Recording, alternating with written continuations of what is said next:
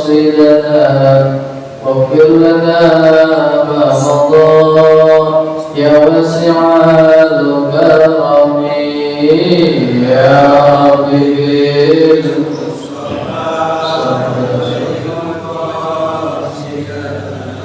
واغفر لنا ما مضى يا واسع الكرم محمد سيد القولين والثقلين والفريقين من قرب ومن عجم يا رب بالمصطفى بلغ مقاصدنا واغفر لنا ما مضى يا واسع الكرم هو الحبيب الذي ترجى شفاعته لكل هول من الأقوال المقتحم يا رب بالمصطفى بلغ مقاصدنا واغفر لنا ما مضى يا واسع الكرم. Bismillahirrahmanirrahim. Assalamualaikum warahmatullahi wabarakatuh. Alhamdulillah, alhamdulillahilladzi 'allama bil qalam, 'allama al-insana ma lam ya'lam. Asyhadu an la ilaha illallah wahdahu la syarika lah, dzul jalali wal ikram. Wa asyhadu anna sayyidana Muhammadan 'abduhu wa rasuluhu khairul anam. Allahumma shalli wa sallim wa barik ala sayyidina wa nabiyyina wa habibina wa syafi'ina wa maulana Muhammadin wa ala alihi wa ashabihi ajma'in. Amma ba'du. Qalu subhanaka la ilma lana illa ma 'allamtana innaka antal alimul hakim.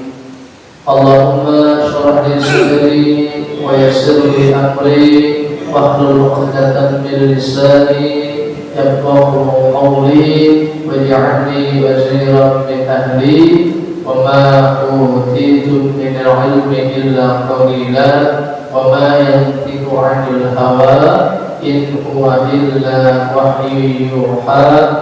قل لا أملك لنفسي ضرا ولا نفعا إلا ما شاء الله. Shadaqallahul azim. Para bapak hadirin, ma'asyiral muslimin jamaah Masjid Jami'ah Ikhlas rahimahullah. Bil khusus sama-sama dihormati Ketua DKM Masjid Jami'ah Ikhlas Bapak Syaifuddin beserta staf pengurus, ada Pak Joko selaku bendahara DKM beserta pengurus yang lainnya. Mudah-mudahan semuanya sehat walafiat, diberkahi dirahmati Allah Subhanahu wa taala. Juga sama-sama kita hormati Ketua RT 014 Bapak Faisal. Alhamdulillah hadir juga dari Madrid. Alhamdulillah. Dan juga orang tua kita Bapak Mastur, seluruh hadirin jamaah sekalian jamaah, mudah-mudahan semuanya sehat walafiat, kita selalu disayang diridhoi oleh Allah Subhanahu wa taala. Amin ya rabbal alamin. Para bapak hadirin ma'asyiral muslimin rahimakumullah. Alhamdulillah, bi'idznillah, bi'ilmillah, bitaufiq wal hidayah, binasrillah. Sama-sama kita bersyukur kepada Allah, ucapkan dengan lisan alhamdulillah. Bentuk tanda buktinya dengan ibadah dan syukur dengan hati. Kita mengakui bahwasanya kebaikan yang kita dapat semata-mata itu semuanya atas izin dan ridho Allah Subhanahu wa Ta'ala. Mudah-mudahan dengan syukur lisan, syukur perbuatan dan syukur hati kita semuanya senantiasa diridhoi dan disayang Allah Subhanahu wa Ta'ala. Amin ya rabbal alamin. Para bapak hadirin ma'asyiral muslimin rahimakumullah.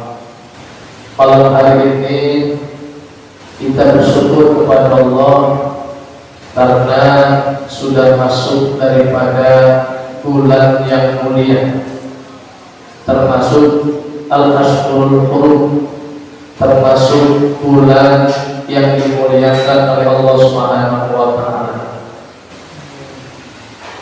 Di dalam Al-Quran Allah Subhanahu wa Ta'ala berfirman di surat At-Taubah ayat 36, A'udzu billahi minasyaitonir rajim. Inna iddatash syuhuri 'indallahi 12 syahran fi kitabillah yawma khalaqas samawati wal ardh minha arba'atun hurum. Sungguhnya jumlah bilangan bulan di sisi Allah ada 12 bulan. Sesuai ketetapan Allah ketika penciptaan langit dan bumi, dan di antara 12 bulan itu ada 4 bulan yang Allah muliakan. Di antara 4 bulan itu adalah yang pertama bulan Muharram. Bulan apa? Muharram. Yang gandeng ini di antaranya tadi Muharram, yang gandeng ini dengan bulan Dzulqa'dah, Dzulhijjah dan Muharram. Maka 3 bulan ini Nabi dilarang untuk berperang. Kenapa? Karena bulan Dzulqa'dahnya ini persiapan untuk ibadah haji. Bulan Dzulhijjahnya pelaksanaan ibadah haji. Bulan Muharramnya ini untuk pulang dari ibadah haji. Maka 3 bulan ini di masa Rasulullah diharapkan untuk memulai perang. Jadi nggak boleh mulai duluan.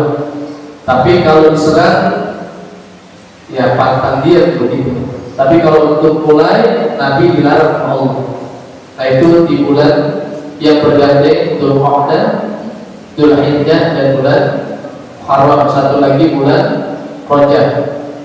Ini Rajab termasuk juga 4 bulan yang Allah muliakan. Nah ini sudah berada di tanggal daripada 3 Dzulhijjah. Tadi maghrib sudah masuk 3 Dzulhijjah.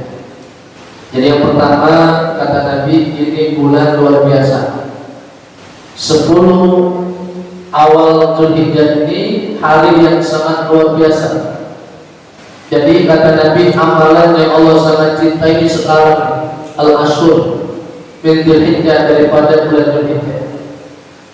Jadi kalau kita mampu dan bisa melakukan amal soleh di 10 awal ini, laksanain sirru alaniyah, mau terang-terangan, mau sembunyi-sembunyi, lakuin. Apa aja, mau puasa boleh, mau sedekah boleh, mau haji, apalagi tahajud, macam-macam amal soleh.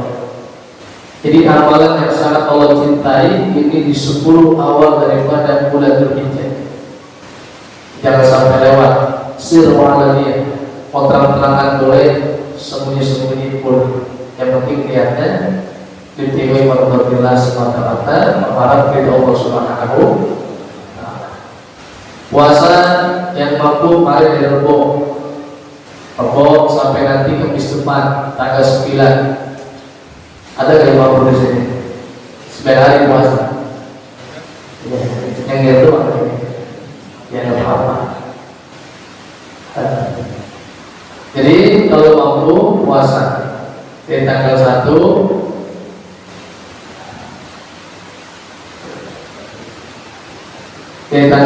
sampai tanggal 9 Kamis depan. Tapi nggak mampu, minimal Rabu depan dan Kamis depan Tarwiyah dan Arafah.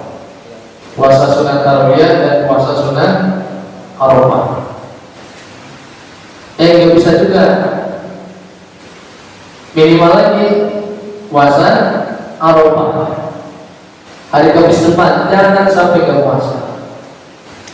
Kalau bisa jangan sampai ke puasa. Ya, insya Allah walaupun puasa sehari Arafah saya yakin kan gak bakal mati ya, ada ya. Ya kalau lulus dia ada insya Allah. Karena kaget mungkin biasanya makan, kayak orang makan udahnya gede, tapi pahalanya juga gede. Arafah jangan sampai ketinggalan. Kamis depan saya niat puasa sunnah Arafah lillahi ta'ala.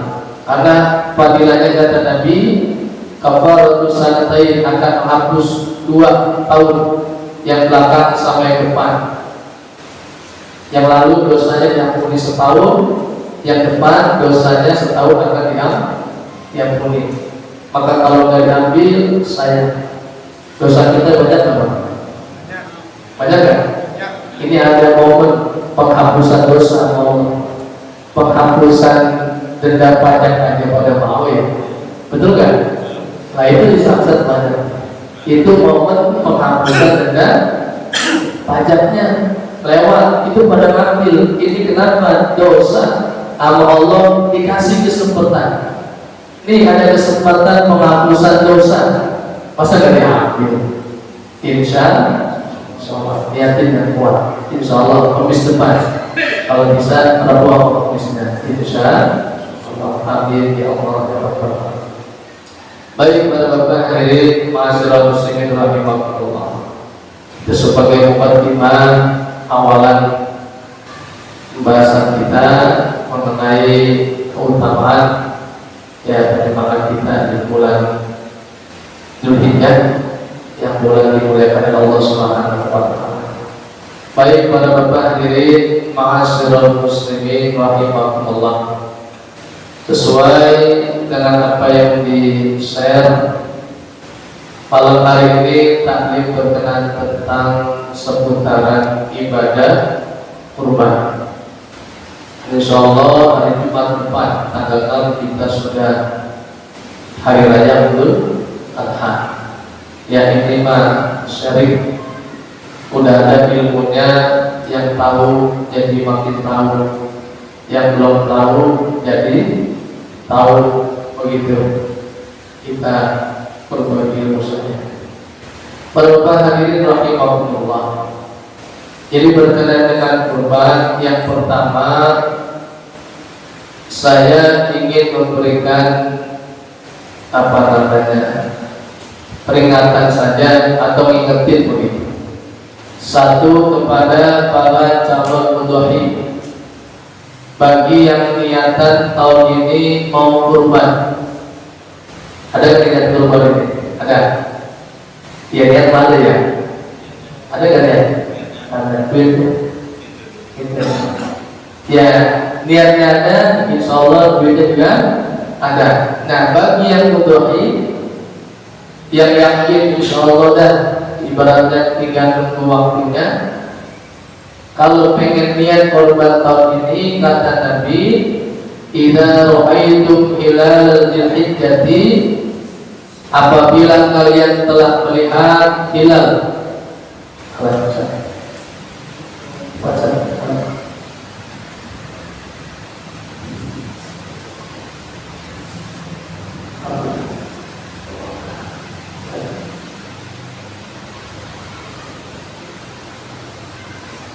Jadi kata Nabi, idza ra'aitum hilal dzulhijjati, apabila kalian sudah melihat hilal awal bulan Dzulhijjah. Kemarin pemenang sudah mengumumin 1 Dzulhijjah hari Rebo kemarin. Maka pas nggak ada perubahan, 6 Juni besok 10 Dzulhijjah Lebaran Idul Adha. Nah bagi yang calon mudhohi, nanti panitia ingetin maulid, mungkin sudah saya share di grup.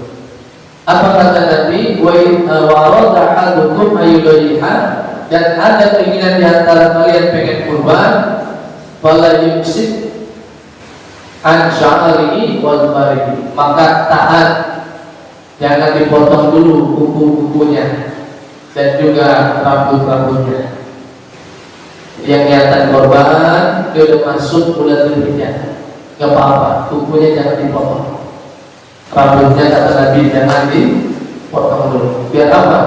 Biar nanti kukunya juga ikut masuk surga.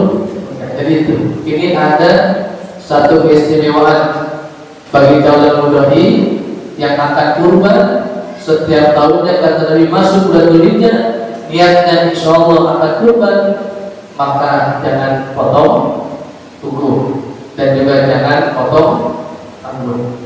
Ya insyaallah ditahan 9 hari sekali, nggak sampai semeter kan ya? Nggak ada ya? Di Padang insyaallah ya, sapi ya, sapi insyaallah. Jangan potong kuku, bilangin istri semuanya keluarga, jangan potong kuku, rambut jangan dipotong. Jadi itu yang pertama, si mudha'i yang udah kelihatan, terutama yang wisnu, yang sapi masuk tuh rombongan yang udah masuk list, maka tolong ini kata Nabi ditahan dulu biar nanti dapat keutamaan, biar dapat pahala semuanya. Amin ya rabbal. Yang kedua, dalam kitab I'adatul Talibin dijelaskan, ini saya catat juz kedua halaman 376, bagi mudha'i ini harus juga dibenerin niatnya. Apa tuh niatnya? Nanti bisa jadi beda kalau niatnya salah. Yang mau niat kurban, mantepin, harus niatnya benerin. Yang pasti niat halal, tapi bicara syariat. Maksudnya apa? Niat nawaitul udhiyatal masnunah, saya niat berkurban sunnah. Ada kurban sunnah kan ya? Gak ada nazar kan? Gak ada. Ini jangan sampai beda antara kurban sunnah, nanti ada yang namanya kurban wajib, masuk di antaranya kurban nazar. Cuma hati-hati juga Pak, ulama fikih menjelaskan gara-gara ucapan nanti bisa jadi niatnya masuk kurbannya, tapi bisa jadi wajib. Apa tuh? Contoh, RT mau kurban, berangkat sama istri, mana Bapak Isa? Mau ke depan, ngapain? Mau ke Lampang, mau nyari kambing. Ngapain? Mau beli kambing buat kurban. Saya mau beli kambing buat kurban. Ini kata ulama ngomong begini bisa dinazar, karena belum kurbannya belum, maka itu bisa menjadi niat, dan itu bisa menjadi kurbannya bukan kurban sunnah, berarti kurban wajib, karena bilangnya saya mau beli kambing buat kurban, itu dia. Nah nanti pembagiannya cara syariatnya beda, mana kurban sunnah, mana kurban yang masuk nazar, yang wajib. Begitu. Maka bagaimana biar aman? Mau kemana Pak Beza? Mau ke depan? Mau ngapain? Saya mau beli kambing. Buat apa? Buat kurban sunnah. Buat kurban sunnah. Jadi harus ada banyak sunnahnya. Juga memang di agama kita Pak, ucapan ini bisa menentukan. Kita bisa nyium istri kita, kita bisa tidur bareng istri kita gara-gara apa? Ucapan mobil itu nikah wa tazwijaha 'ala al-badr takkan. Saya terima nikahnya dan kawinnya bulan binti bulan, jangan masuk sebut tunai. Itu dengan apa? Ucapan. Pisah juga, cerai juga gara-gara apa? Ucapan juga. Saya talak kamu, ucapan. Maka jangan sembarangan dengan ucapan. Maka ini ketika mau kurban dilengkapi, saya niat kurban sunnah. Jadi panitia nih ditanya, ya. Jadi dituntut kalau bisa nanti Niatnya nawaitul udhiyatal masnunah, saya niat kurban sunnah. Jadi gitu Pak. Saya niat kurban sunnah. Tapi beda nanti, ada misalkan Bapak punya proyek, punya kerjaan, punya usaha, ngomong nih, kalau seandainya proyek saya goal, hajat saya dikabul sama Allah, usaha dagang saya untuk besar, saya besok mau kurban, itu kira-kira sunnah atau wajib? Wajib. Apa tuh namanya? Nazar. Nah kira-kira yang mudah-mudahan mungkin ada kayak nazar kurban? Belum pernah ada, karena mungkin juga gak ditanya. Belum pernah ada. Besok kalau bisa ditanya, yang udah masuk tulis ditanya, ini kurban apa? Kurban sunnah atau kurban nazar? Ditanya. Nanti panitia juga cara bagiannya syariatnya beda antara kurban sunnah dengan kurban wajib. Jadi panitia atau tadi simulasi niat, saya niat kurban sunnah. Yang kedua juga panitia dan tanya, Bapak kurban saya terima, ini kurban apa? Biasa Pak, berarti sunnah. Saya ada niatan kemarin Pak, saya nazar, proyek saya goal, hajat saya dikabul, maka ini menjadi kurban nazar. Berarti beda caranya. Bagaimana dan di mana bedanya? Satu, kalau kurban nazar, kalau kurban wajib, itu bagi si mudhari haram untuk makan daging hewan kurbannya. Maka boleh. Bapak nazar tadi itu proyeknya goal, kurban ditunaikan, maka haram untuk makan daging hewan kurbannya. Mau seorang juga bagi siapa tuh? Bagian kurban nazar. Kalau yang sunnah boleh nggak? Boleh nggak? Boleh. Jadi kurban sunnah boleh Bapak. Cuman kan begini, kan kasihan, udah kasih kambing satu, ya kalau enggak dapat daging begitu, tetap dapat daging yang nggak boleh apa ya? Makannya, yang boleh apa tadi? Makannya, tapi dibagikan ya, bagi. Nah itu pembagiannya kan masing-masing nih. Yang alhamdulillah boleh sengaja, yang di Sulam saya ada juga. Jadi sekalian ditarik. Jadi alhamdulillah dari ada, jadinya ada Sulam. Jadi bersatu kita malam itu. Jadi apa namanya? Ini kalau pembagiannya pasti beda. Yang mudah-mudahan si mudhari kurban kambing dapat biasanya berapa? Masing-masing. Berapa dibagi? Biasanya padi mudhari 2 kilo, 3 kilo. Iya, sapi berapa? 2 kilo, kambing berapa? Oh, paham. Itu jatuh. Nah, kalau misalkan begini Pak, si mudhari kambing ataupun tadi sapi atau kambing dari gampang. Nih, terus saya korban kambing tadi itu. Lalu kemudian si A ini si bulan boleh nanti kan potong tuh dikeletin, udah saya titip ke panitianya sekilo aja buat dibagi, yang 29 kilo aja, misalnya kambing 30 kilo, yang 29 nya buat saya aja, yang sekilonya titip ke TKN. Itu kira-kira boleh nggak begitu Pak? Boleh nggak? Jadi anggap kambing 30 kilo, ya potong nih kata si mudhari korban, udah boleh nih saya titip sekilo aja tuh bagikan. Kemudian 29 nya saya bawa pulang begitu. Ini kira-kira boleh nggak begitu Pak? Menanggapi keterlaluan, boleh nggak? Boleh nggak boleh? Ada yang boleh, tidak boleh. Secara syariat dijelaskan nih, di dalam kitab Muqaddimah Hadrami saya catat wajib tasadduqu bi syai'in min lahmiha nai'an. Wajib tasadduqu dan wajib bersedekah atau berbagi. Jadi si mudhahi itu yang penting berbagi. Bi syai'in apa mulanya sedikit.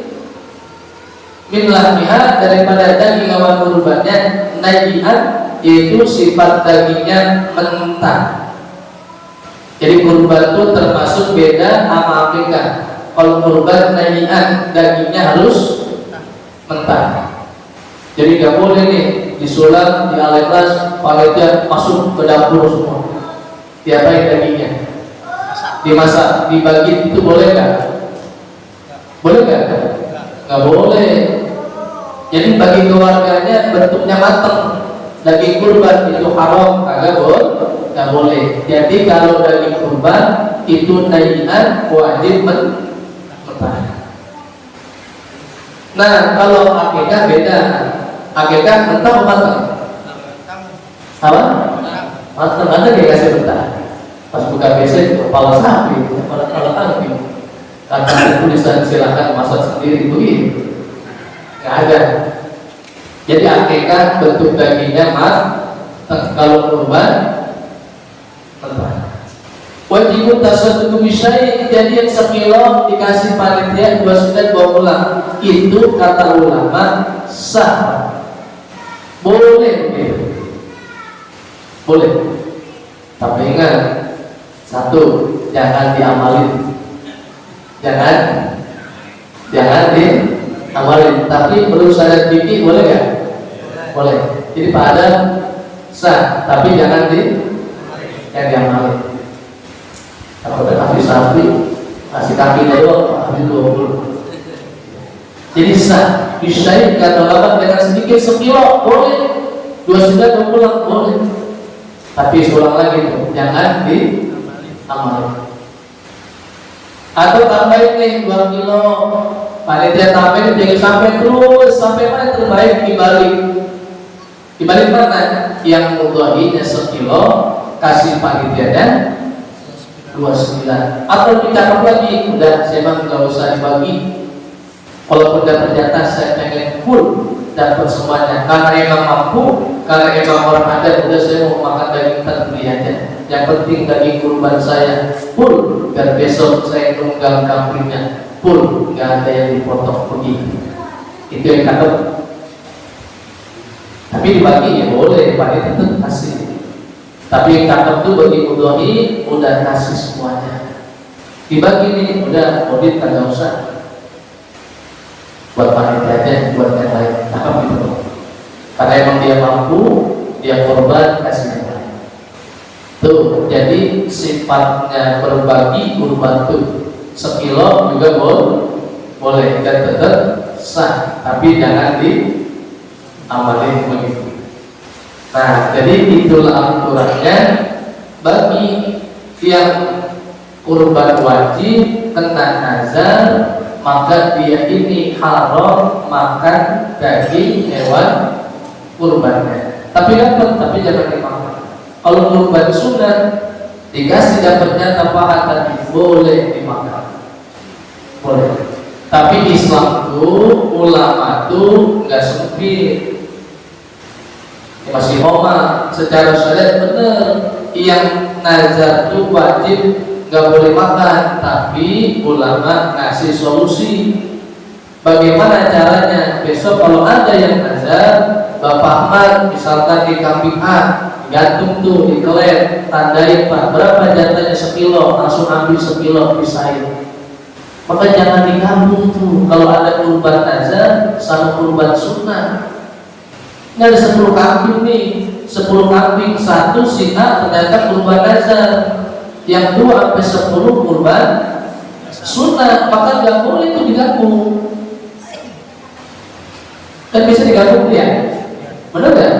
Ya kalau sebagai kurban sunnah nggak jadi masalah. Kalau ada kurban yang nazar tadi sebelum nanti digabung, begitu cara solusinya nanti biar yang nazar ini makan daging juga, maka tanya si ahli kambingnya langsung potong, oleh habis ambil berapa di atas kilo pisahin.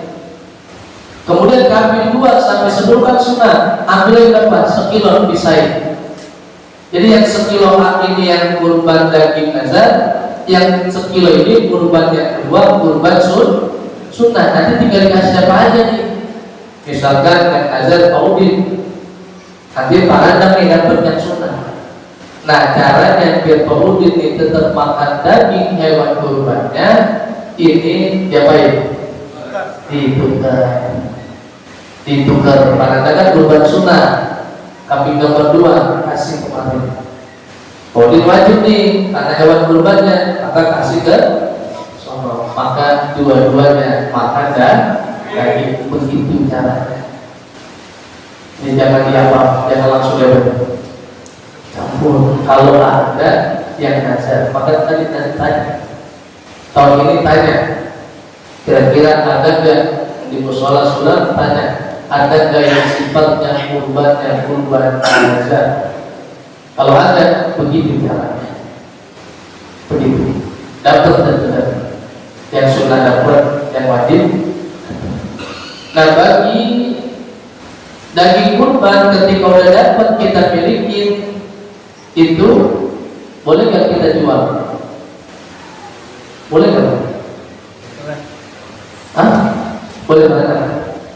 Kita dapat jalan ikhlas 1 kilo, sulam 1 kilo, anggur 1 kilo, al-pala 1 kilo, al-hidrat 1 kilo. Ya, kalau 2 bulan aja 10 kilo dari ya. Misalkan nih 2 kilo 10 kilo, dapat 10 kilo nih.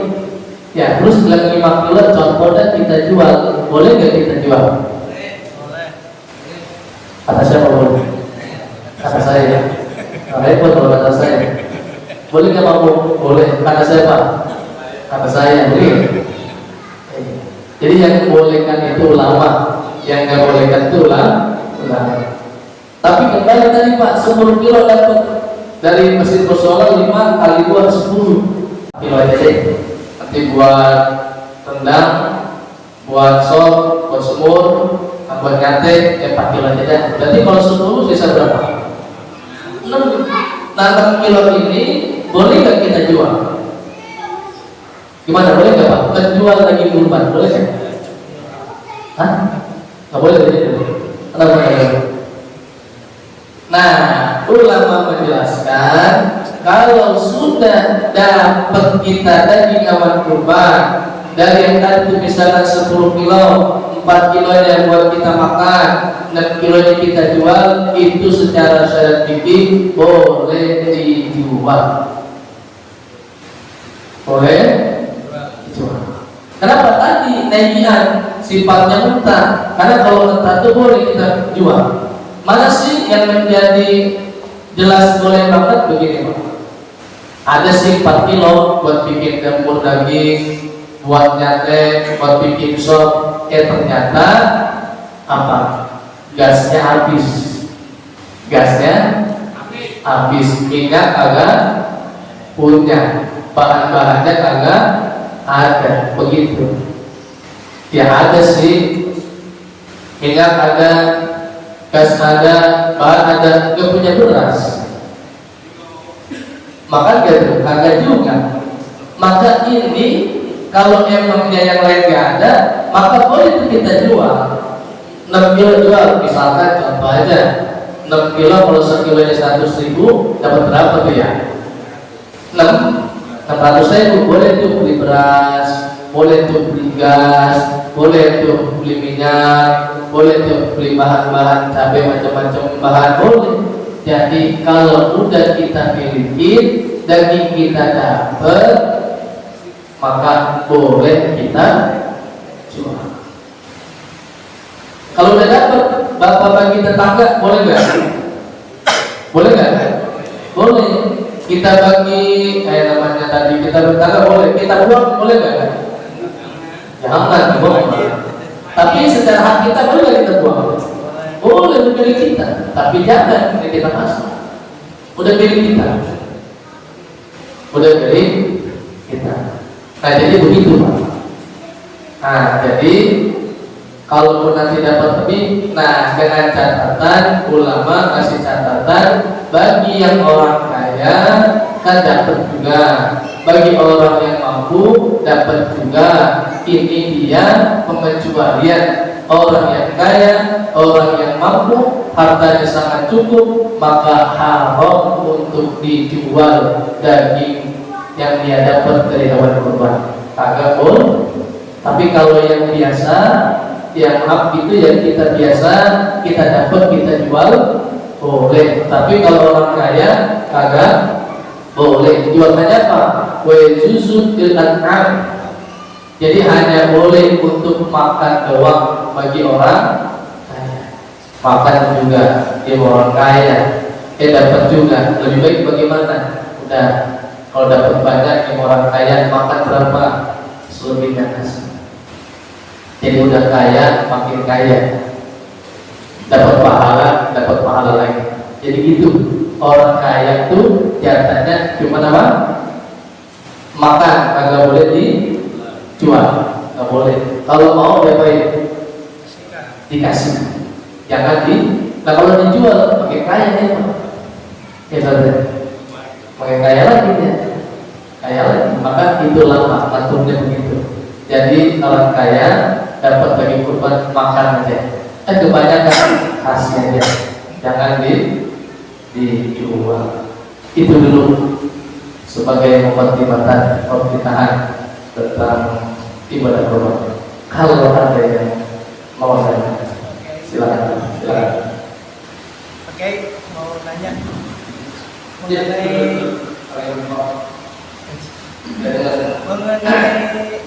kurban patungan Pak Kiai. Mengenai kurban patungan, misalnya yang patungan itu salah satunya najar, itu bagaimana? Terus yang kedua, dia itu misalnya nggak ada niatan nih buat kurban, untuk pas hari H, dia kan potong kuku, potong rambut, pas hari H kan dapat rezeki dan dari mana, terus dia berkurban, itu bukan? Udah potong kuku? Iya. Kalau ada rezeki. Baik. Yang pertama nanti diingetin dulu. Yang pertama patungan kurban. Terus yang satu nazar. Nah, misalkan sapi deh ya. Karena kan kalau kambing buat 1 orang. Nah kalau sapi kan buat 7 orang. Nah yang 6 kurban sunnah. Yang satu dia nazar, nanti proyeknya gol, usahanya lancar, ada dari kabul, dikeluarin lah tuh nazarnya kurban. Ternyata ikutnya sapi. Nah kalau di sapi itu maka tadi dia tidak bisa makan daging sapinya kalau cuma sapi cuma 1. Kalau yang mau ditukar sama kambing nggak apa-apa. Kan dapat sapinya nih, misalnya 1 kilo. Dari 1/7 itu kira-kira bisa pilih nggak? Yang nanti daging bisa nggak begitu? Nggak bisa. Jadi semua 1 sapi itu karena ada dia sendiri dia yang nazar. Tapi yang 6 kurban tetap boleh makan. Tetapi bagi si A-nya yang nazar tadi dia tetap kagak boleh makan daging hewan kurban sapinya karena dari 1/7 itu nggak bisa pilih. Yang mana nih ya? Bisa nggak kira-kira? Yang paha nggak bisa, yang pala nggak bisa tuh. Maka yang nazar itu nggak bisa. Kecuali ada 2, sapinya 2 lebih, 3, 4 macam-macam. Enak di caranya. Tetap dikasih 1 kilo. Ini kambing yang ada nazar si A-nya. Maka yang kedua ini kambing biasa sunnah semua. Bisa itu yang sunnah 1 kilo, yang wajib 1 kilo. Nanti tinggal pilih aja orangnya saya pakai tadi audit mananya. Tukeran maka boleh. Tapi kalau cuma atu-atunya dan dia masuk ke situ, maka dia nggak boleh makan daging hewan kurban kayak sapi. Kalau mau tuker boleh kemana? Daging apa? Kambing juga, kambing yang kurban sunnah juga nggak boleh tuker sama nazar. Jadi begitu caranya. Jadi dia masuknya tetap nggak boleh karena nggak bisa dipilih sepertinya yang mana dari daging kurban sapi. Begitu Pak. Yang kedua, udah terlanjur potong buku kan gitu ya. Sekarang kita potong emang gak ada niatan kan, udah panjang nih potong aja, udah gondrong nih potong aja. Tanggal 5 besok dapat rezeki ya, kurban begitu. Itu bagaimana? Ya kalau yang muda nggak apa-apa. Yang tapi dari tanggal 5 itu besok Kamis sampai Jumat, yang penting yang ada jangan dipotong. Ada yang muda-muda biarin begitu. Gak apa-apa, makanya niat aja Pak. Sekarang jangan potong dulu, doa ya Allah mudah-mudahan ada rezeki. Kalau kukunya dipotong belum, maka niat aja dulu dia, jangan dipotong dulu walaupun duitnya belum ketahuan. Tapi masalah kurban ini kan istiqomah. Kurban ini hukumnya wajib apa sunnah? Sunnah muakkad. Sunnah muakkad, sunnah yang ditekankan. Kalau mampu maka kurban. Mana syaratnya kurban itu? Yang pertama Islam, yang kedua balik, yang ketiga berakal, yang keempat mampu. Kita Islam sih dia, balik sih dia, tapi ada diri makanya berarti kagak bisa kurban. Islam sih, berakal sih, tapi belum balik, sadar. Ini beda. Anak ada nggak yang kurban sama anak? Ada nggak kurban sama anak? Ada ya. Beda bisa betul. Di bapaknya, di emaknya, orang tuanya. Ketika datang ke mananya, kalau ini kurban, siapa namanya Pak? Ternyata nama anaknya. Kira-kira sah nggak kurban? Sah nggak Pak? Syaratnya kan Islam, balik, berakal, mampu. Ini si anak belum balik, kira-kira sah nggak kurban? Islamnya itu Hah? Islamnya itu sah. Karena kalau Islam harus 4 syaratnya, nggak boleh yang dikurangin. Islam, balik, berakal, mampu. Nggak boleh. Iya, 4 ini nggak boleh. Nah, ini anak, orang tua kurban atas nama anak, anaknya masih kecil, 6 tahun, 7 tahun, belum balik kan begitu. Perempuan juga begitu, belum haid. Maka dia kurban atas nama anaknya belum balik, sah nggak itu? Nah, kalau begini bisa jadi kasar. Lalu bagaimana biasa? Nah, ini ulama lagi-lagi Islam kasih solusi. Bapak pengen tetap betul nama anaknya, tapi niatnya, oh ini saya korban buat anak saya Muhammad, Ahmad, anaknya, tapi niatin pahalanya buat bapak. Pahalanya buat bapak itu dalam syariat boleh dan sah. Tapi kalau nggak ada niatnya buat siapa pahalanya, cuma toh diniatin buat dia, maka secara syariat kurbannya kagak sah. Dilanjutkan yang mau kurban atas nama anak, tapi niatin pahalanya buat siapa? Pilih yang udah balik, mau bapaknya, mau ibunya, boleh. Yang penting niat pahalanya buat orang tuanya, jangan niat pahalanya buat dia juga. Karena secara syarat ini anak belum balik, belum penuh syarat untuk kurbannya.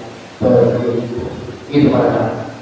Jadi apa tadi namanya kurban yang kedua tadi? Kedua yang Tabungan ya? yang pertama tabungan. Kedua yang belum tahu mau kurban. Ya, hukum ya. Jadi udah yang udah lewat dipotong, tiba-tiba tanggal 5 boleh. Jadi udah dapat tanggal 5 kurban boleh, udah bedanya udah ada. Nah, jadi istiqomahnya begitu Pak. Syaratnya Islam, balik, berakal, mampunya di mana? Ini ulama menjelaskan, syariat menjelaskan cuma 4 hari yang dikatakan mampunya. Sekarang tanggal berapa ini? 29 Mei. Punya duit 10 juta, wajib nggak buat kurban? Wajib nggak? Ini kan kayaknya tabungannya 10 juta semuanya kayaknya. Amin dan amin. Amin. Doain. Misalkan sekarang ada tabungannya 10 juta, wajib nggak buat kurban? Wajib nggak? Mampu nggak kira-kira? Mampu, tapi udah pernah wajib korban nggak? Belum. Mana mampunya ukuran itu? Tadi kata ulama 4 hari. Kapan? Besok tanggal 6 Zulhijjah, 10 Zulhijjah, Jumat, tambah 3 hari tasrik. Jadi cuma ini 4 hari yang nyatakan mampunya. Kalau sekarang menjadi 10 juta, ternyata besok ada pengeluaran, besok ada pengeluaran, besok ada pengeluaran, tiba-tiba sampai di hari Lebaran sisa cuma 500.000. Kira-kira mampu gak? Ya. Jadi kurban mampu itu dilihatnya di hari Lebaran tanggal 10 Zulhijjah besok 6 Juni tambah 3 hari Sabtu, Minggu, Senin. Kalau dari Jumat sampai Senin ini terakhir Senin, Johor Senin masih ada tabungan 10 juta. Setelah dipotong ya semua kebutuhannya udah terpenuhi, maka wajib biar gampang lagi saya contohin tanggal 5 besok Juni Kamis 10 juta. Kira-kira besoknya Lebaran itu wajib gak kurban? Wajib gak? Belum tentu. Apa hitungannya? Dipotong dulu. Kan besok Jumat, Sabtu, Minggu, Senin potong dulu buat kebutuhan nafkahnya. Jumat berapa pengeluaran? Sabtu berapa sampai Senin? Taruh dah sehari pengeluaran 1 juta. Ada gak yang sehari pengeluaran 1 juta? Atau ya? Biasa Mas, percaya saya. Kalau nih misalkan pengeluaran sehari 1 juta, berarti kalau sampai Senin 4 hari berapa? 4 juta. Tadi minta 10 juta Kamis, dari potong tuh buat kebutuhan 4 hari keluarga, masih ada 6 juta. Berarti wajib gak? Wajib. Jadi hanya di situ hitungan mampunya, maka di sini kita masing-masing jujur.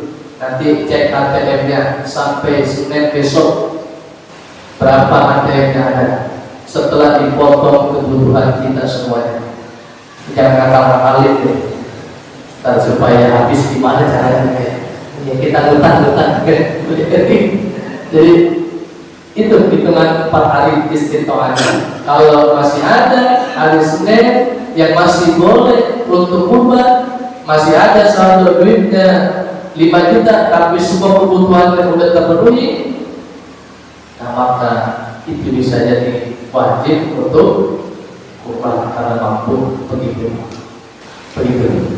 Nah, ambil pakai boleh tadi lagi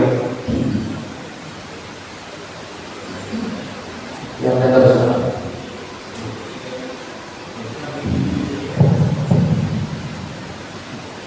Assalamualaikum warahmatullahi wabarakatuh. Ini saya mau tanya, yang pertama, hukumnya atau apakah wajib berkurban bagi yang orang kaya atau bisa dianggap inilah orang punya, apakah wajib berkurban tiap tahunnya, dan apakah lebih berdosa jika tidak berkorban? Contoh, ada yang beranggapan begini sekali, kamu bisa berkorban kan? Maaf ya, nanti contoh aja. Oh enggak, saya sudah pernah gitu, tapi dia orang mampu gitu. Ya, saya sudah pernah gitu. Seolah untuk menggugurkan kewajiban doang gitu. Makanya saya tidak tahu kejelasannya apakah wajib gugurnya bagi orang yang mampu berkorban tiap tahun. Walaupun beliau sudah pernah berkorban atau sudah sering berkorban. Itu yang pertama. Yang kedua, untuk panitia apa hukumnya? Misal, mohon maaf nih, saya sih kalau di sini saya tegaskan ya. Apa hukumnya misal motong kambing? Untuk panitia ngumpetin, tapi kita ya tahu ngumpetin, maaf pelotnya lah buat kambingnya. Itu kan jalurnya nggak dipakai. Ngumpetin percaya, apa itu berdosa atau gimana itu? Kalau saya kan pengennya dikumpulin dulu dari Tapi karena apakah berdosa untuk panitia salah satu orang? Ini saya boleh saya lihat gimana saja. Itu saja. Terima kasih. Assalamualaikum warahmatullahi wabarakatuh. Mengenai kurban orang mampu kaya, kemudian kata orang kaya ini kan sudah kemarin kurban. Jadi kalau kemarin kurban tahun ini berarti kagak usah kurban. Nah, perlu diingat kurban itu bukannya seperti akikah yang kalau udah. Kalau kurban itu bukannya seumur hidup sekali. Kurban itu kalau memangnya mampu berarti setiap tahun. Bagi orang kaya tadi, kalau memang mampu, kata Nabi, man wajada sa'atan fala yudhi. Nah, fala yuqarribanna. Siapa orang yang berikan keluasan rezeki yang tadi ya, yang mampu 4 hari tadi, semua tanpa keluarga udah dipisahin, masih ada saldo lebih, maka dia wajib kurban. Fala yudhi, dia gak mau kurban. Kata Nabi, fala yuqarribanna, maka jangan deketin tempat ibadah kamu. Bahkan yang lainnya lagi, wa insya'a mata Yahudiyan atau Nasraniyan. Maka nanti kalau orang kaya mampu, emang udah wajib kurban, tapi pura-pura nggak mampu, kata Nabi, silakan mati, pilih dalam keadaan Yahudi atau mati dalam keadaan Nasrani. Jadi kurban itu bukan seumur hidup sekali, tapi kalau mampu, tadi yang 4 hari itu udah dipotong yang wajib, maka kurban itu setahun sekali atau setiap tahun, yang penting ada kemampuan. Jadi bagi orang yang kaya, jadi jangan berpikir kurban itu seumur hidup sekali, tapi kalau memang mampu, kurban lagi, begitu begitu. Jadi tetap wajib, karena kurban bukan seumur hidup sekali, tapi kalau mampu setiap tahun. Yang kedua, apa tadi, pisahin ya kalau bisa mengangkatnya dikumpulin aja, ya apa namanya, dibagi nanti pergerakan. Tapi untuk masalah itu ya hanya kesepakatan di panitia aja. Kalau secara syariat itu boleh aja, tapi dia catatan panitia itu bukannya orang yang milik, maka nggak boleh tuh yang menjadi kuasai, nggak boleh. Harus ada aturan, panitia itu cuma ngatur aja. Jadi jangan apa tadi merasa punya sendiri, kalau bisa nanti disepakati aja. Nah, kumpulin dulu, nanti bagi sekarang boleh. Yang paling penting tadi panitia itu nggak boleh apa merasa miliki, begitu nggak boleh. Karena ada tadi tinggal dibagi kebersamaan. Begitu betul. Ayo lagi. Ini ada batasan tidak akhir pendaftaran kurban? Terus yang kedua, misalnya dia nggak ada niatan kurban juga, cuma tahu masa sholat id dia bawa itu domba itu, hukumnya apa itu? Bukan. Ya. Kalau itu kurban, maka dari 9 waktunya itu di hari rayanya, hari Jumat besok tambah hari tasyrik, boleh Sabtu, boleh Minggu, boleh Senin. Jadi pada 6 nih, kata Kamis belum dapat. Habis sholat id jam 10 dapat duit, boleh dipotong tuh buat kebutuhan sehari-hari, masih ada saldo, beli kambing kurban, motong kurban sendiri, itu boleh. Itu juga dinyatakan sebagai kurban, karena masih di waktu boleh untuk kurban. Jadi waktu kurban itu hari rayanya tambah 3 hari tasyrik. Inilah juga menjadi dasar Bapak kita boleh takbiran besok malam Jumat, pada Isya kita takbiran Allahu Akbar, terus Jumat takbiran, terus habis Jumatan mau takbiran boleh, asarnya jamaah mushollah takbiran boleh, maghribnya takbiran boleh. Sampai kapan? Sampai Senin asar, sampai Senin namanya takbir muqayyad, takbir karena juga boleh, tapi sendiri-sendiri aja di rumah takbiran boleh. Tapi untuk yang bareng-bareng nanti disunahkannya di tanggal 9 Dzulhijjah, nanti Kamis malam Jumat depan, maka boleh itu Jumat takbiran, Sabtu habis sholat 5 waktu jamaah sebelum zikir yang lain, Assalamualaikum warahmatullahi wabarakatuh, langsung takbir, Allahu Akbar, Allahu Akbar, Allah gitu. Nanti baru dah ya zikir-zikir yang lain. Jadi boleh itu takbiran udah lewat atau daripada Idul Adha Jumat. Ini yang membedakan dengan sholat Idul Fitri. Idul Fitri nggak boleh. Ya kemarin coba saya ingetin Idul Fitri. Jadi nggak boleh Idul Fitri itu setelah udah naik mimbar, khotib menyampaikan khutbahnya, nanti jawabnya itu udah nggak boleh takbiran lagi. Itu membedakan Idul Fitri dan Idul Adha. Jadi boleh. Minggu juga mau korban boleh. Senin di 10 boleh, yang penting masih di tanggal hari tasyrik. Nah nanti Senin pada maghrib udah berubah ke tanggal 14 lagi itu bukan hari tasyrik. Juga 4 hari itu kagak boleh puasa. Jadi ada daging, makan daging sebanyak-banyaknya.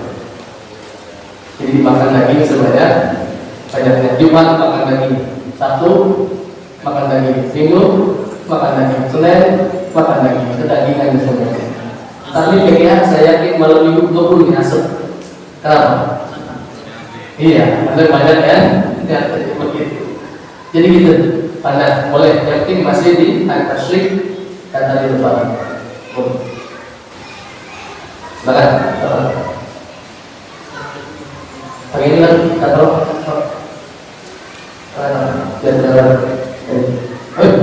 Masya Allah, ini engkau ngambil ini. Bagi lu gimana? Silakan. Mati.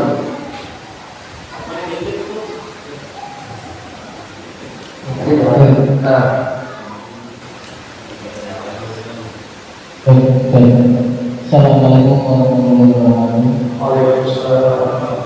Jadi bertanya dulu untuk terkait korban, bahwasanya yang dibahas barusan kan orang yang mampu ini belum. Kebetulan ada yang hidupnya pas-pasan, tapi ada niat untuk berkorban, tapi secara menabung dalam setahun 2 tahun 3 tahun kebetulan sudah mampu buat beli kambing. Apakah itu boleh atau sah atau gimana dulu? Oke, itu aja yang kita tanyakan. Dan terima kasih. Assalamualaikum warahmatullahi wabarakatuh. Iya. Jadi mampu tadi memang begitu, ulama memberikan keselamatannya di hari tadi setelah dipotong kebutuhan sehari-hari. Nah ini ada yang kiranya tadinya mungkin anggapan kita bukan orang kaya gitu, tapi dia nabung, kemudian dia kurban begitu. Ini bukan kaya, tadi bahasanya itu apa? Ya biasa atau pas-pasan begitu. Ya bicara syariat itu malah bagus pasangan. Justru orang yang dianggap tadi misalkan maaf pas-pasan, ternyata dia punya keinginan kuat. Tabung 10.000, tabung 20.000, sampai nanti ini tahun ini ternyata kumpul 3 juta, dapat tuh. Nah maka berarti bagaimana sah aja. Ada syarat terpenuhi semua, Islam balik berakal, mampu tadi kan mampu kumpulin. Bagus, tadi ada tekad kuat kalau kasih jalan, mampu kurbannya sah. Tapi perlu diingat, karena ini setahun, karena ini nabung, juga catatan panitia yang takur tabungan kurban, diajarin niatnya juga. Takutnya kalau niat tuh jauh-jauh hari, jadi apa takutnya kurbannya? Wajib, ya kan? Saya kurban buat tahun depan nih, udah nabung, itu dibenerin. Saya niat kurban sunnah melalui tabungan kurban itu. Jadi takutnya nanti jadi tabungan wajib. Jadi niat diajarin nanti di surat ini Pak Jidul yang suka muter ya, Pak Joko ya, bilangin ajarin niatnya yang takut tabungan kurban, nawaitu niatal masnunah, saya niat berkurban sunnah, saya nabung buat kurban sunnah, begitu. Kalau itu jadi wajib, nanti nazar jadi gitu pesanan. Boleh banget. Silakan. Silakan. Assalamualaikum warahmatullahi wabarakatuh. Izin Pak Ustaz, bila mana kita berkorban tapi untuk orang lain, misalnya di atas namakan atau orang tua atau orang lagi atau keponakan, itu seperti apa? Terus kalau tentang masalah korban akikah ya, itu sebenarnya udah yang ini. Akikah kan kewajiban dari orang tua. Nah, kalau dari pihak kita yang belum diakikah dan kita sebelumnya yang dengan bahasa 3D itu, nah, apakah kita mau akikah dulu atau korban dulu atau seperti apa? Biar maksudnya artinya itu biar kamu mundur biar kamu seperti apa? Terima kasih. Assalamualaikum warahmatullahi wabarakatuh. Dua berarti. Yang pertama apa tadi? Kurban atas nama orang lain. Kurban atas nama orang lain. Banyak nggak begitu? Banyak. Dia punya duit, punya istri, dia ternyata kasihan bapak ini belum pernah korban. Dan tahun ini kita korban buat siapa? Buat bapaknya, buat bapaknya. Nah, untuk korban buat orang lain, ulama menjelaskan ini satu, orang itu orang lainnya masih hidup atau sudah meninggal, catatan. Jadi satu itu dulu. Jadi kalau korban buat orang lain, kalau misalkan buat orang yang masih hidup, kita yang punya duit, kita pengen buat orang tua kita masih hidup, maka ulama mensyariatkannya wajib izin, wajib kasih tahu.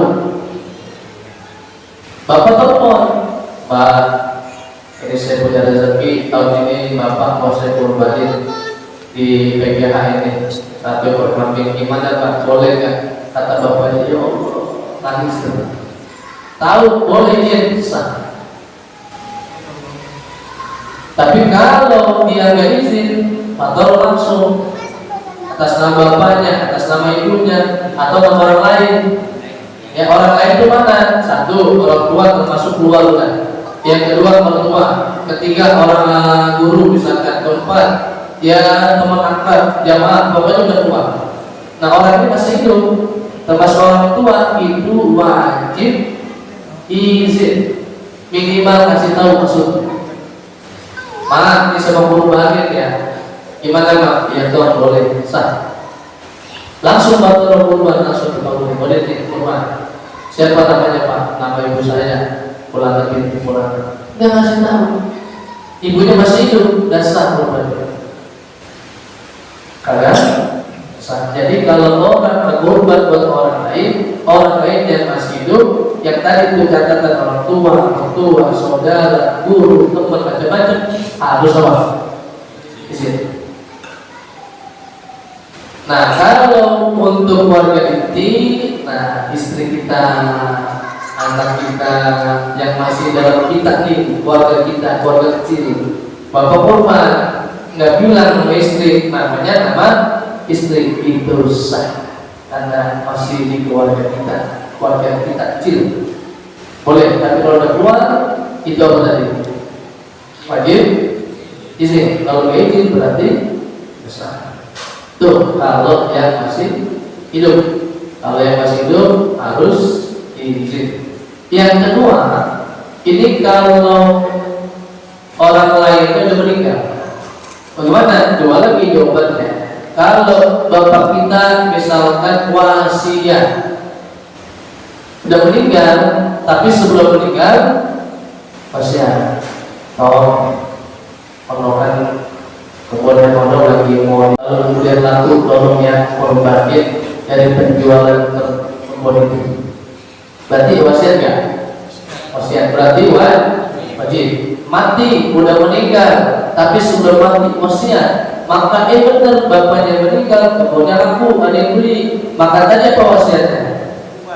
kurban, maka berapa dapatnya? Sebelum dibagi itu warisan, kurban dulu. Apa wasiatnya? Kambing, kambing. Apa wasiatnya? Sapi, sapi. Waris dulu, baru sisanya buat ahli waris. Begitu kalau yang udah mati buat orang lain, tapi kalau wasiat ijma ulama semua sepakat sah kurban.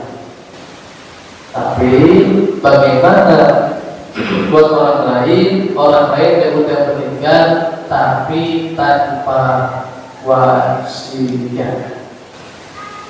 Kira-kira gimana Pak? Sah ya? Sah, kenapa sah? Iya. Jadi apa namanya, untuk urusan ini ulama ikhtilaf, termasuk yang menolak ya Imam Syafi'i begitu, tapi imam yang lainnya besar, Imam Abu Hanifah, Imam Malik, Imam Hanbal itu boleh. Kenapa? Karena ini termasuk maksudnya babil bir, karena pintu bakti anak sama orang tua. Jadi boleh dari sedekah juga secara umum untuk main itu tasihud boleh, watan pau dan juga bermanfaat buat si main. Jadi dengan ulama yang besar juga ini membolehkan buat orang lain atas nama dia kurbannya, tapi yang lain itu udah meninggal. Karena tadi kenapa? Karena itu menjadi sulitnya minta izin. Karena gak wasiat, sementara buat orang lain harus wasiat. Nah, sementara lain juga harus izin. Nah, kalau udah mati bagaimana izinnya? Datang kuburan kantor. Pak, tahun ini mau saya kurbanin, kira-kira Bapak setuju nggak? Atau bapaknya iya boleh Pak. Itu yasin dilempar. Jadi karena kita al-Ghazali karena sulitnya minta izin, maka termasuk imam-imam besar juga ini boleh dan sah bin babil bir, termasuk pintu bakti anak sama orang tua. Dan sifat umumnya juga sedekah, juga seperti kurban ini berbagi juga manfaat buat orang yang sudah meninggal. Jadi boleh kurban atas nama orang lain yang itu mau orang tua ataupun siapa dia yang tanpa wasiat, ini juga boleh dan tetap sah. Termasuk Imam Bukhari, guru punya guru namanya Syekh Abdul Abbas. Syekh Abdul Abbas itu korbanin buat Rasulullah 10.000 onta. Kalau ontanya jadi 50 juta kali 10.000 berapa ontanya? Banyak ya. Hitung doang kita kalau yang duit. Iya. Anggap apa 10 triliun gitu. Karena 10.000 onta kali 50 juta. Itu Syekh Abbas dilihat untuk korban itu buat siapa? Buat Rasulullah. Sementara ketemu enggak Syekh Abbas, enggak ketemu. Hidup bareng sama Nabi enggak ada. Nabi wasiat enggak ke Syekh Abbas? Enggak ada. Tapi dilakukan itu kenapa? Karena kecintaan Syekh Abbas kepada Rasulullah, Nabi kita, Nabi Muhammad. Jadi boleh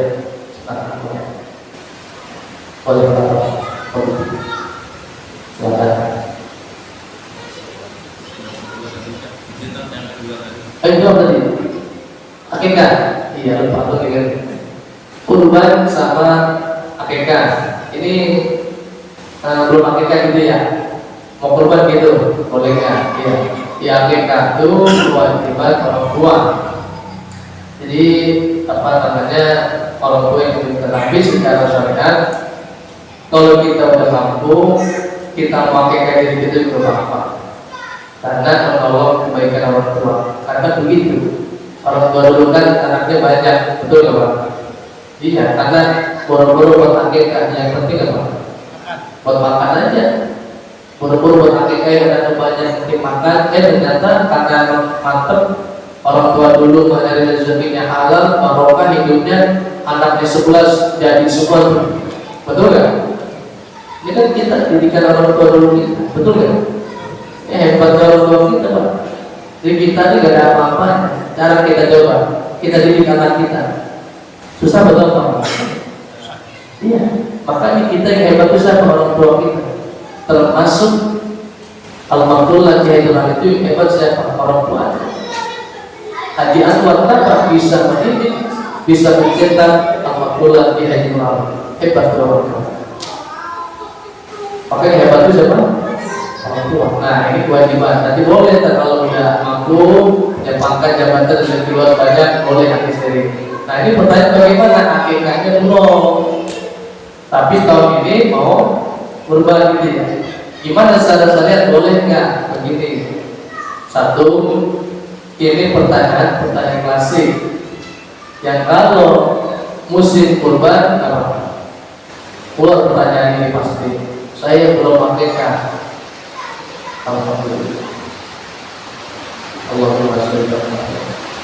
Jadi bagaimana nih belum akikah pengen kurban? Yang satu tadi pertanyaan klasik, yang kedua para sekalian, kurban dan akikah ini bukan seperti sholat dengan wudu. Kalau sholat itu wajib wudu, kalau sholat tanpa wudu berarti apa? Biasa? Ya, tidak bisa. Karena sholat wajib wudu, syaratnya wudu. Maka kalau wudu boleh sholat. Nah akikah itu sama kurban nggak begitu, nggak begitu. Artinya waktu itu belum akikah, korban biasa, nggak begitu, nggak begitu. Tapi ulama menjelaskan bagaimana dilihat nih dari waktunya. Sekarang tanggal 29, tanggal 6 masih jauh dah, seminggu kurang lebih. Nah ini punya duit sekarang 5 juta, bisa nggak buat akikah? Bisa nggak buat kurban? Bisa. Nah catatan mana kurban dan akikah? Hah? Mana? Kurbannya tanggal 6 Jumat depan, sekarang udah ada duitnya, belum akikah. Kira-kira catatan mana? Hah? Akikah. Kurbannya kita tanggal 7, kecuali tanggal 5 besok Juni, Jumatnya Lebaran, punya duit tuh, mana dahulukan, mana dulu akikah apa kurban? Kurban. Begitu sih ulama aturnya, ajarinnya, mana waktunya yang lebih dekat. Tapi lagi-lagi secara kesimpulan juga tidak seperti sholat harus wudu. Kalau misalkan kalau boleh mau kurban juga monggo, tetap sah kurbannya. Karena tadi bukan seperti sholat wajib wudu. Karena sholat tanpa wudu ada begitu.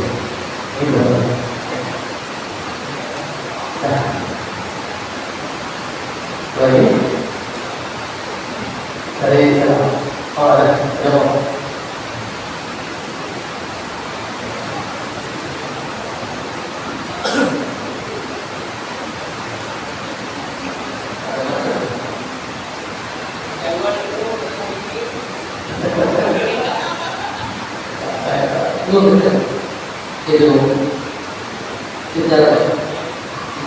Itu dengan satu. Assalamualaikum warahmatullahi wabarakatuh. Waalaikumsalam warahmatullahi wabarakatuh. Mohon izin Ustaz, terima kasih sebelumnya.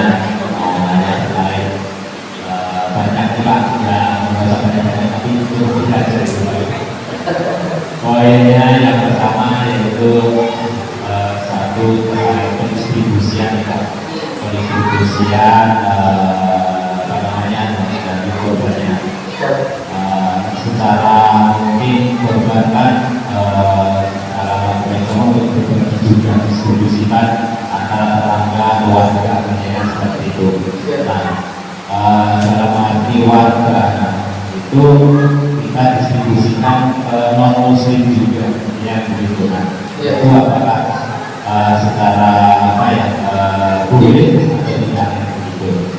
Terus yang kedua berarti tentang pembagian kurban juga, yaitu terkait buat jatah panitia.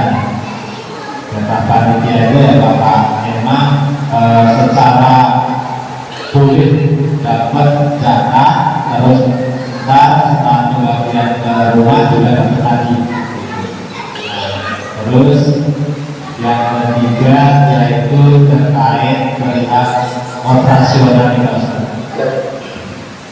Semisalnya ada seorang yang berkorban 2 ekor sapi.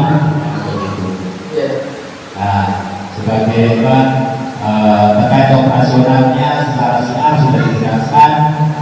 Misalnya kalau sapi 500, berarti kalau skala apa namanya hitung-hitungannya kan dikali 2 1 juta misalnya seperti itu. Nah, pastinya berdasarkan operasional itu pastinya dari segi panitia juga pasti sudah mempertimbangkan terkait ya buat pemotongan ataupun pembelian alat seperti plastik gitu ya. Tapi dari pihak korban karena sudah menyatakan sapi 2 dan negosiasi proses asalnya 1 juta negosiasi 500.000 artinya untuk biaya operasional. Nah itu apa namanya gimana ya? Boleh ya? Nah artinya terkait itu akhirnya kan untuk operasionalnya mungkin kalau setara itu tidak cukup, akhirnya menggunakan dana ya mungkin kalau korbannya di masjid atau di masalah memakai untuk menutupi operasional pakai dana musola atau masjid. Nah, itu diperbolehkan oleh oleh itu ada di pasar. Terima kasih. Ya, jadi lebih ya. Ketiga ya. Satu sama. Ya, nanti berjawab. Baik, selera hadir. Yang pertama, panitia mendistribusikan daging kurban buat ke siapa aja ya. Begitu. Kalau tetangga, fakir miskin yang berhak, begitu jelas orang yang semua warga begini. Terus ini dapat juga ini yang dipertanyakan dalam muslimnya. Begitu titik pertanyaan. Bagaimana hukumnya kita atau panitia kita dalam Islam membagikan daging kurban untuk yang non-muslim. Nah, secara syariat ini dijelaskan bahwasanya dalam kitab ini kurban itu termasuk namanya dia Fatullah lil mu'minin. Jadi kurban itu termasuk jamuan Allah untuk orang-orang yang beriman. Yang kurban itu orang Islam, yang kurban itu orang beriman. Maka ulama termasuk Imam An-Nawawi ini di dalam kitab Hadis Qalibin dijelaskan Syekh Samsudin Al-Waqti ini menjelaskan beliau daging kurban itu hanya untuk orang yang beriman. Jadi tidak boleh panitia memberikan daging kurban buat non-muslim. Tidak boleh. Tidak boleh. Tidak boleh. Jadi dia Fatullah lil mu'minin atau dia Fatullah karena ini jamuannya Allah untuk orang beriman. Nah, bagaimana nih dia supaya boleh? Nah, gitu ya. Dan juga menjadi rahmatan lil alamin Islam. Lagi-lagi saya ulang, banyak Islam pun kayak solusi, gak sempit. Jadi kalau langsung nggak boleh, nggak juga. Memang tidak boleh. Tapi panitia perlu banyak solusi. Bagaimana? Nih saya kasih tahu biar supaya saya benar. Kalau yang mau nih, kalau mau yang pertama sulam ataupun al-ikhlas ada gak kasnya? Hitung dan muslim ada berapa? Ada 10 misalkan. Udah keluarin duit, beli 10 kilo di luar daging, nanti 10 kilo itu beli nanti buat dia. Jadi nggak boleh pakai daging pun. Kalau begitu, apa kata panitianya? Uang kasnya lagi habis, baca ya. Uang kasnya lagi habis, nggak ada. Mau duit, Pak Joko, begitu sama. Berarti sudah dosa. Yang kedua bagaimana cara mengeluarkan duit? Nanti ada pinjamnya secara syariat. Misalkan nih Pak Toro nih, pinjamnya contoh kita contoh contoh tiganya ringgan muslim, jumlah segangnya itu ada 15 kakak, nyata yang non-muslim ada 3, nanti dibagikan tuh semua jatah per kakaknya dapat daging kurban sekilo.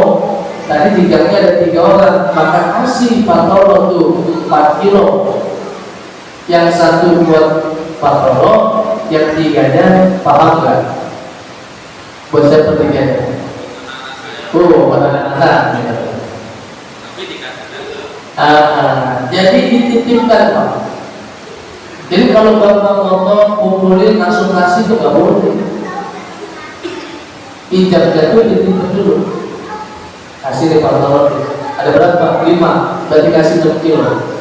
Udah milih patoro mau kasih tetangga yang muslim boleh, mau dimasak semua boleh, tapi jangan. Hati lain. Mau dibuang juga, jangan juga. Jadi dititipin. Nanti Pak Joko ada berapa tuh yang non? Di siapa yang diijabkan? Dapat ditulis. Ternyata dokter ada 10. Kasih perkata semua 1 kilo, kasih 11. Sampai nyuruh tadi itu 10-nya berapa? Iya. Dan buat tadi itu nggak boleh. Coba pulang semua, kasih yang buat itu. Jadi jangan begitu. Tapi kalau langsung tuh ada ulama yang melarang begitu. Nah, biar supaya nanti aman, begitu caranya nanti udah pilih tuh Pak Jedul 3 kasih. Paham maksud? Begitu Pak. Jadi dia berdoa untuk ini hanya untuk buat Allah, hanya untuk orang yang beriman. Di caranya begitu, diajarnya. Jadi jangan langsung apa? Ya bagus niatnya buat bagus niatnya buat kebersamaan, tapi ada aturannya kata ulama, termasuk ulama begitu yang nggak boleh, tapi tinggal dibolehin aja, caranya begitu pada tinggal aja begitu. Itu pertama ya. Yang kedua apa tadi? Lupa saya. Oh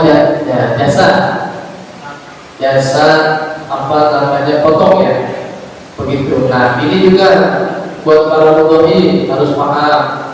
Jadi kalau emang udah diatur sama panitia, kurban kambing itu jasa potongnya buat jaga 50.000 kan gitu. Nanti buat potong sapi itu 100.000, maka biar nanti benar kambing kurban desa, maka sambil ngasih hewan kurbannya, maka juga langsung ngasih upahnya. Langsung berapa kambing, berapa upahnya pada kok? 50.000 Pak, kasih di awal.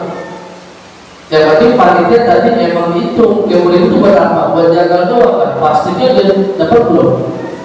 Belum. Maka gak apa-apa tambahin. Yang penting jelas 50.000 buat upah. Nanti misalkan tambah 75, 25 kan buat di plastik, boleh. Nah yang udah ini dulu paham. Nanti jangan sampai karena gak kasih itu upahnya khusus posnya buat si jagal, nanti buat bayar yang tadi potong tadi itu, akhirnya panitia apa? Ya kalau nggak kasih sah-sah aja nggak apa-apa. Tapi tadi saya bilang harusnya tetap bagi si mudhohi yang ikuti aturan. Jangan begini, emang panitia itu ribet. Kalau kita begini lagi, jangan. Emang itu begitu aturannya. Jadi panitia itu nggak boleh repot. Artinya harus nombor sini enggak. Udah bapak tinggal itu 50.000 cukup nggak? Tak pasti belum. Tambah belum kan begitu. Maka nggak apa-apa. Misalkan sampai 75 50.000 boleh. Jadi itu udah itu. Yang pada mau kurban, maka di awal bawa kambing kurbannya, nih buat jasa potongnya, nih buat sapi bayaran potongnya. Jangan sampai nanti begini, nggak ngasih duit, ngandelin hewan kurbannya. Ini yang nggak boleh kata Nabi. Man tilda. Siapa orang yang menjual kulit udhiyati, walaupun udhiyatalah, maka nggak ada kurban baginya. Jadi kulit itu nggak boleh dijual. Sama siapa? Sama si pengurban, bukan panitia. Jelas deh. Jadi bapak kurban nggak ngasih tuh jatah upahnya, maka ngambilin hewan kurbannya. Udah Pak Joko, ambil aja tuh kulitnya buat upah yang berpotong, itu haram. nggak boleh dijadiin sebagai upah bagi si mudhari, maka harus dikasih posnya nih, baik buat yang jaga, nih buat yang potong, jelas. Nanti kalau udah buat posnya, amplopnya udah ada buat yang potong, nah itu kulit mau tadi apa aja dijual, boleh nggak? Boleh nggak? Boleh, boleh. Boleh. Jadi yang nggak boleh itu kalau hadis tadi itu bagi si pengorban, jangan dijadikan andalan untuk bayar upah. Kalau upahnya udah ada, kan disita untuk kurban. Maka panitia menjual kulitnya nih. Habis kalian mau letit, ada yang mau bakarin, ada yang mau bikin kikil begitu, daripada nanti mubazir dijual manfaat jadi SDKM, boleh. Atau kasih bagi miskin, boleh. Jadi maksudnya boleh jual itu bagi si korban begitu. Jadi kalau bisa itu harus ditetapkan. Maka tadi saya bilang si mudhari juga kudu paham syariat. Kalau memang udah satu sapi itu buat potongnya 100.000 ya, tadi kan patokan 7 orang ya, saya 700 tuh, misalkan ya udah boleh 100.000 karena emang dia yang ngeluarin, dewek keluarganya ngasih sapi 2, ya udah ikutin, seharusnya begitu. Nah, tapi kalau emangnya kebiasaan panitia dan apa-apa, dia ada berkurang, ngasih 2, benar kan? Daripada tak ngambek, pada tak keluar lagi, tidak apa-apa. Ya, aturan kan 7 kali 2 14, misalkan dia minta 1 juta, udah nggak apa-apa, jadi nggak apa-apa, boleh. Mendingan kehilangan 400.000 daripada kehilangan 2 sapi, begitu. Jadi gitu aja boleh. Tapi yang lebih baiknya ikutin aturan panitia. Bagi mudhari juga harus paham begitu, jangan dari jangan. Itu yang kedua ya. Yang ketiga apa tadi? Lupa. Panitia. Hah? Jatah panitia. Ya, ini apa namanya? Panitia yang saya bilang, panitia ini bukannya milik. Panitia itu bukan milik sendiri, tapi cuma mengatur aja. Nah, kalau bisa ini kalau berkeluarga terjata tidak begitu jauh dengan dibagi keluarga. Misalkan kalau yang dapat 1 kilo, ya panitia kalau lebih yang berdasarkan. Karena itu tadi ada apa namanya hadiah. Jangan lupa kalau yang panitia jangan lupa sebagai hadiah. Karena apa tadi? Keluar keringatnya. Nah, jadi kalaupun mau dilebihkan boleh saja, tapi jangan terlalu jauh. Itu boleh-boleh saja. Karena tadi sebagai apa namanya jasa yang untuk bantu potong hewan kurbannya. Begitu betul. Udah semuanya belum? 3 udah. Ada lagi? Boleh silakan keluar.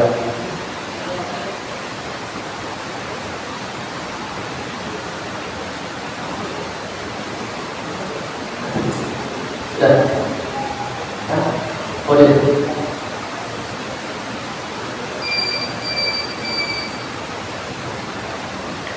Jawab. Iya, secara umum hewan kurban yang boleh pasti sudah cukup umur. Ya, sudah apa bahasanya? Lupa ya.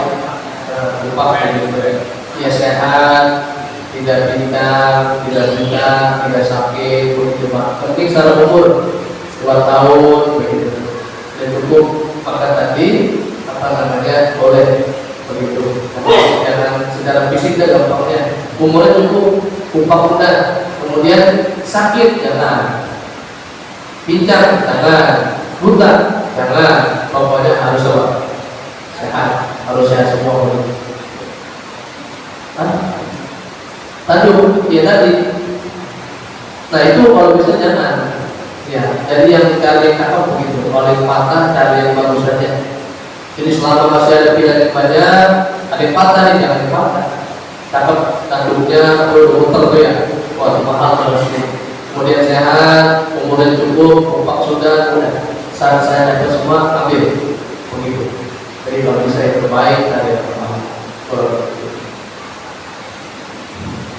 Cukup. Ada lagi? Saya. Dah pertanyaan dah. Baik, terakhir ini singkat saja, nanti di panitia nanti ini sunnah kurban ada 5 terakhir nih disingkat saja. Sunnah kurban ketika potong ada 5. Berjaga nanti panitia 1. Yang pertama ini dalam kitab Fathul Qorib ini ketika memotong bismillah biasa yang foto. Maka kalau di sini kan saya nih pilih daftar namanya penyokong ya, di sana siapa kan ada juga ya, nanti dikasih itu lebih dari siapa bismillah.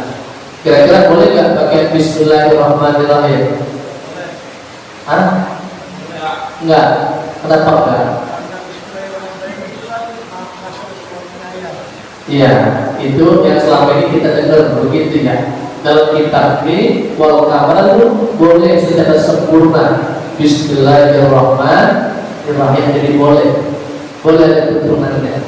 Tapi kalau emangnya takut jadi fitnah atau yang biasa begitu bismillah ya. Tapi secara ilmu boleh nggak? Boleh, karena ada keturunannya dalam kitab Fathul Qorib itu. Yang pertama bismillah, yang kedua as-sholatu ala nabi, berarti harus sholawat. Bismillahirrahmanirrahim. Allahumma shalli ala sayyidina Muhammad wa sayyidina Muhammad. Yang ketiga, memotong pakai istiqbalul qiblati bidzabihati, harus menghadapkan hewan kurban dan ke arah kiblat. Ai yuwajjibu dzabihu man bahal qiblati atawajjaha, juga yang motong juga harus ngadep kiblat. Bisa enggak ini? Bisa enggak? Bisa. Ini sapi sono adatnya, yang potong dari sono ambil begitu. Tapi kalau emang darurat nggak apa-apa. Kalau bisa diusahakan ada kiblat, ada kiblat. 4. Takbir, Allahu Akbar, Allahu Akbar. Salasan 3 kali. Kemudian 5. Doa Allahumma hadhihi minka wa ilaika taqabbal, atau Allahumma hadhihi min siapa? Bapak Toro, kurbannya bin bapak siapa? Wa ilaika taqabbal, ya Allah, ya Allah ini kurban. Allahumma hadhihi mudhayyatal min, ya Allah ini terima kurban dari bapak Toro bin bapak Fulan, ya kan, minka darimu, wa ilaika dari untukmu, patah mombal, ya Allah maka terima. Begitu baru ntar ya itu di takbir. Jadi untuk gimana? Sebut namanya dari Fulan bin Fulan, kurban 1 kambing, begitu pahalanya untuk bapak Toro ini gitu. Langsung bismillahirrahmanirrahim, Allahumma shalli ala sayyidina, langsung Allahu Akbar, Allah gitu. Itu caranya. Jadi gitu caranya. Sebutin doa langsung disembelih. Nah itu mudah-mudahan nanti adabnya begitu, bagaimana ketika ingin memotong hewan kurban. Allahu a'lam bishawab. Lewat itu. Ya, ketika ada lanjut boleh dibahas. Itu boleh. Al-Fatihah. A'udzubillahi minasyaitonir rajim. Bismillahirrahmanirrahim. Alhamdulillahi rabbil alamin, arrahmanir rahim, maliki yaumiddin. Iyyaka na'budu wa iyyaka nasta'in, ihdinas siratal mustaqim, siratal ladzina an'amta 'alaihim ghairil maghdubi 'alaihim waladdallin. Bismillahirrahmanirrahim. Allahumma shalli 'ala sayyidina Muhammad wa 'ala sayyidina Muhammad. Allahumma ighfir lana dhunubana wa liwalidina warhamna warhamhum kama rabbayana shighara, lijami'il mu'minina wal mu'minat wal muslimina wal muslimat al-ahya'i minhum wal amwat ila yaumil qiyamah bi rahmatika ya arhamar rahimin. Allahumma arina al-haqqa haqqan warzuqna ittiba'ah وإلى القوم الباطل والجند الكتابة. اللهم إنا نسألك علما نافعا وعملا صالحا متقبلا ورزقا حلالا طيبا والبركة في الدين والدنيا والآخرة. اللهم إنا نعوذ بك من علم لا ينفع ومن قلب لا يخشع ومن دعاء لا يسمع ومن عمل لا يرفع. اللهم صيبا نافعا اللهم صيبا نافعا اللهم صيبا نافعا برحمتك يا ارحم الراحمين.